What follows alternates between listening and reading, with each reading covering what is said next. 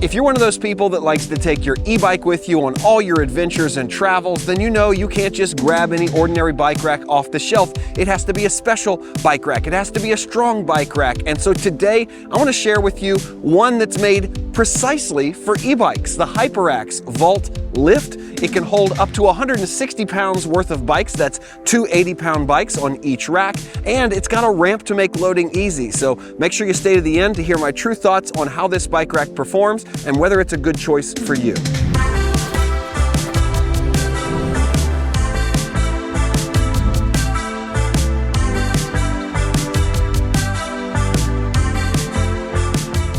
All right, so I took the bikes off because I thought it'd be best to start with a look at the rack and its features without the bikes on there. Then we'll talk about loading them up. And at the end, some of the quirks I've found about this rack, so make sure you stick around for that. Now to start, I want to talk about an accessory that's not included with the rack, but I think is probably essential for moving things around. It's this little wheel dolly, and you can attach it where your vehicle would normally attach. Then once you put the pin in, you can kind of pick up the back of the rack, and almost all the weight is going to be down there on that little set of wheels, so it's much easier to maneuver. Then when you get it in place, you can take that off, and you'll kind of have to get in between the racks to pick it up and put it into your vehicle hitch coupler. And once you get it set, what I really like is that it has this depth gauge. You can set it so you put it into the exact correct depth every time. Then you can take your bolt for the anti-wobble feature, put it in from the passenger side, and you're good to go. A really heavy duty construction to get started. This is not only locked tightly into the truck, but it's tilted upwards, you can see, kind of ascending so that the bikes don't droop when you've got all that weight here on the back. Last thing you want is a bike rack that's drooping as you're going down the highway. This center post here has a pin that you can take out and lay it down when you're not using it. So if you want to lay it down and then place the pin back in here, you can actually take the rack and you can lift it all the way up.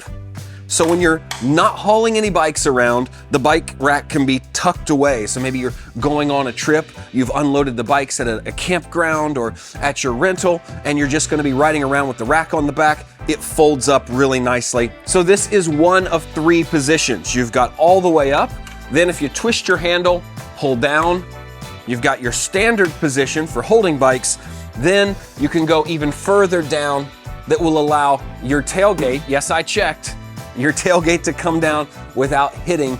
It's very close on my Chevy Silverado, but does not hit the tailgate, allows you to get in and out of your truck. In an SUV, this would allow you to open the hatch and the bikes could be down out of the way. Then all you do is simply lift it back to the standard operating height. The other thing I want you to notice is just how locked in the rack is to the truck. And that's because it has an internal hitch tightening system. The pin that goes through is not a regular pin, it's actually a screw. And if you put it in from the passenger side, you have to do it from the passenger side, put it in through the passenger side, tighten it up with the included wrench, it's gonna hold this thing nice and tight. There's no sway, there's no slop in this hitch. You can jump it around, you can jostle it around, and it's not gonna go anywhere. So that's a must-have when you've got 150 pounds of bike potentially on your rack. And so for securing the bike, we have several different points of contact. First and foremost, we have these ratchet clips. There are clips on the front and on the back. You simply stick them in at an angle and you pull them tight to your desired level of tightness based on the thickness of your wheel. And then on the center bar, this one's all the way down, but this goes up and down to tighten over the crossbar of your bike. So the center post along with the wheel ratchet straps holds everything in place, and then we'll even have a place for a safety strap once that's all done, which I'll show you in just a minute. And really the most important feature of this rack is the loading system. Now, you've got two different bays going in two different directions, but I'll show you this when we get the bikes out. We've got a little pin on each side that you simply pull so you can extend the rack, and it allows this side to slide down, giving you easy access to ride your bike or roll your bike, I wouldn't ride it, all the way up the ramp. Then gravity will take its course. You'll pull the pin, push this back in, and the rack is completely locked in with your bike, ready to be strapped down.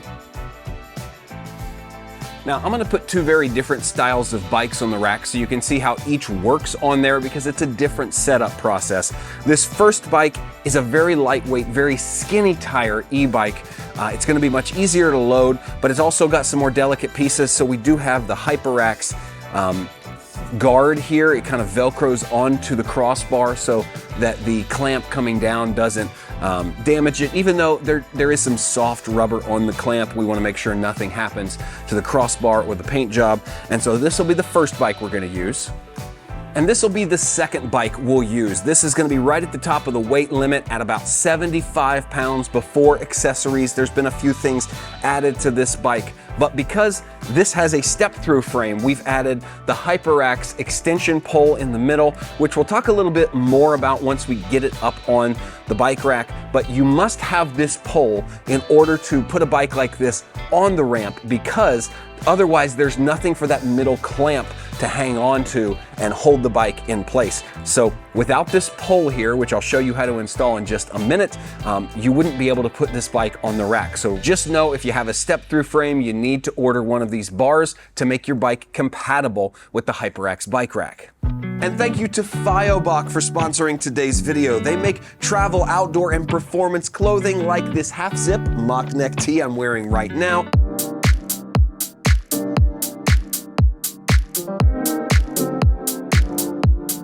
It's got 4-way stretch fabric that's moisture wicking and a really nice athletic cut. Not gonna hold in stink like other pieces of clothing. Throw it in your bag and go. Make sure you check out the link in the description below and use my code for 20% off.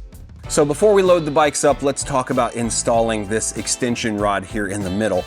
This is not the most intuitive operation. There is a button on each side that allows this swing arm to come up or down. In this case, it's gonna pull up and it just slides up like that. We have one on the back that does the same thing, but it's a little difficult to get on and off because this has to be tight front to back in order for it to work. And really the only way for you to get it tight is to unscrew a tiny little screw down here. This tension is what's holding it in place.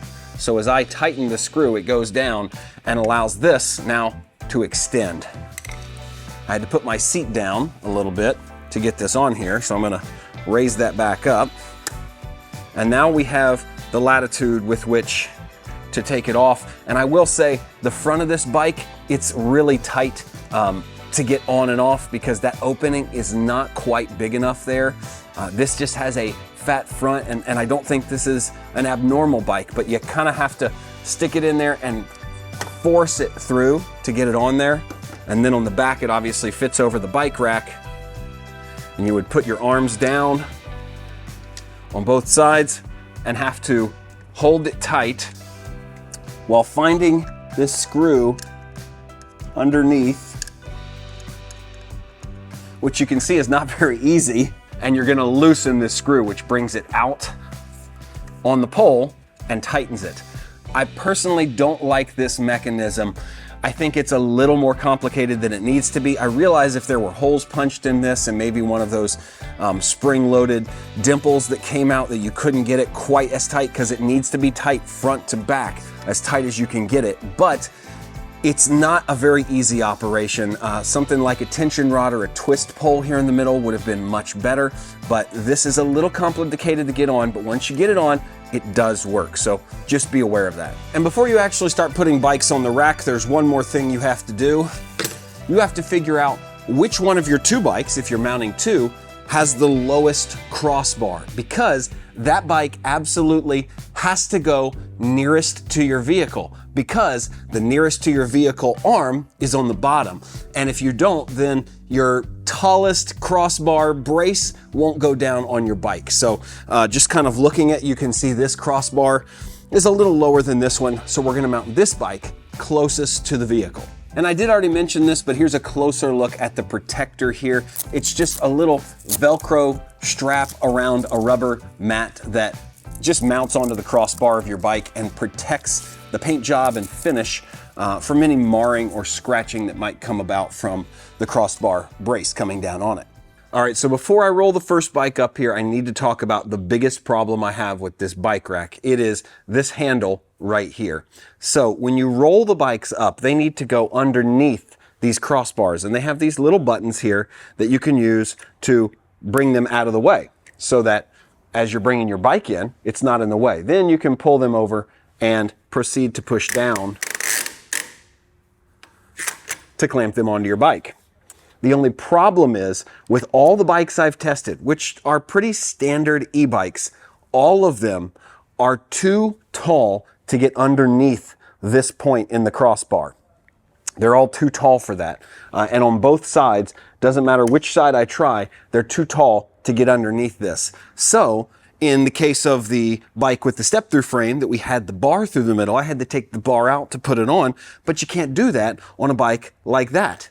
So my solution was to take this handle and remove the bolt. You can see dead air right here, so it lifts off. The handle comes off, and when the handle is off, then I can press the button and I can take these completely off the top. And I don't see how this would be any kind of safety hazard, because once you put them back on, they lock into the track, just like that. And you can put a key in there and lock these to make sure that they won't come up. So this handle, which was setting right up here and preventing me from taking these racks off the middle, wasn't really preventing these from falling off. They're already supposed to be locked in with the keyhole. So that's my solution. And I think if I found a pin to go in here, I could just stick it in and then remove it whenever I needed to take one of these off and load a bike, and then put the handle right back on. But from my perspective, this handle doesn't really serve a purpose. There's not a time when I really need this handle to hold anything. This arm folds down, but this handle really doesn't serve a purpose, and therefore I think you'd be better off with no handle and maybe a pin in this hole. Or if you wanted to keep your handle as a covering, you could just put a pin in there that is removable and allows you to pull these things up and put your crossbar lock in place without trying to do any silly work with your bikes themselves. So that's really my main complaint with this bike rack, but it's a pretty easy workaround.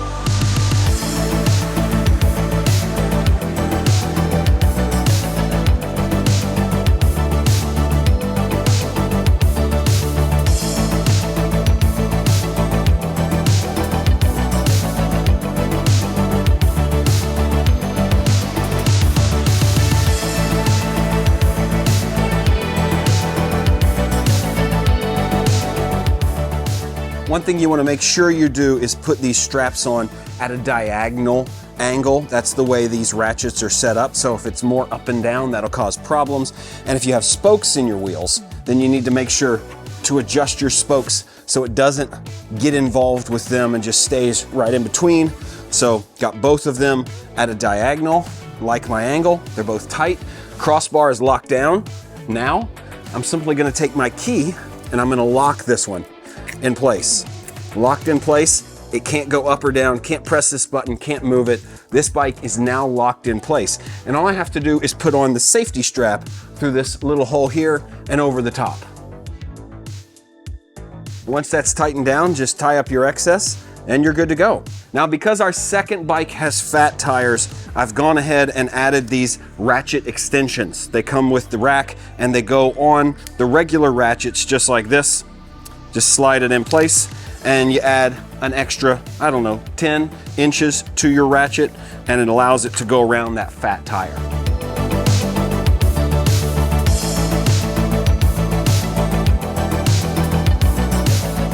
Now, one note I'll make is that you should always tighten down your tires and then finish tightening your crossbar, because when you pull your tires down, you're gonna pull your center bar down just a little bit and you can get maybe one last click out of it. So now that we're locked in here, I'm gonna use my key. I'm gonna lock it in place. And as every dad ever said, that ain't going nowhere. Don't forget to put your safety strap on, so let's get that. All right, now we're safety strapped in. We have our crossbar, very tight. There's almost no wiggle in this bike, and everything is set. And now, even though the crossbars are locked down and no one would be able to pull those up to steal your bikes, there's an extra layer of protection you can add with this cable. Same key as the crossbars, and the locking hitch pin goes right here. We can unlock this cable and we can lock down our entire bike rack. And there you have it. Now we're all locked up in 2 different ways. So one point I want to make is that while this is great for your truck or SUV, this is not rated for RV use. Do not put this on the back of your RV, no matter how much you think this can handle. It will break apart because standard bike racks cannot sit on the back of an RV. There's too much bounce back there, and I know from experience it will split a bike rack in half. Okay, here are my final thoughts on the Hyperax e-bike rack. I think overall it's a really well-built, strong rack. It's got a nice hitch mounting system that locks into your hitch coupler very firmly and holds it in place. That's a must. I think it's not going to fail in the way it's built, but I think the way it operates has some real quirks. For instance, we talked about this section up here about removing the handle. That's a quirk. The other thing that I really can't get over is how this is not a one-hand operation. In order to get your rack out, you have to pull the pin and then somehow get this out. It's a 2-hand operation, and if you're trying to load a bike by yourself, you really only have one hand because you're holding the bike. Therefore, using this rack is really a 2-person job, because without another person to help you hold the bike while you put your rack back in, or vice versa, I think this should be easily done with one hand, and there's really no way to kind of like get that while you're pulling out. Just a few little things like that that would make it easier if maybe this button was, I don't know, somehow closer to this edge and you could do it with one hand. So overall, I think it's really well built. I think it's going to work really well for you if you have somebody to help you, and if your bike is the right type of bike. In other words, if you can use one of these to adapt it, or like our smaller tire bike back here, it just fits without it. Not every bike is going to work great for this, but the ones that do, with a few user modifications, will make this a really handy bike rack for you. Hey, thanks for watching today's video on the Hyperax Volt Lift. I'm leaving links in the description below so you can check it out for yourself if you're interested. As always, my name is Joel. This is the Traveler Toolkit, and I'll see you in the next video.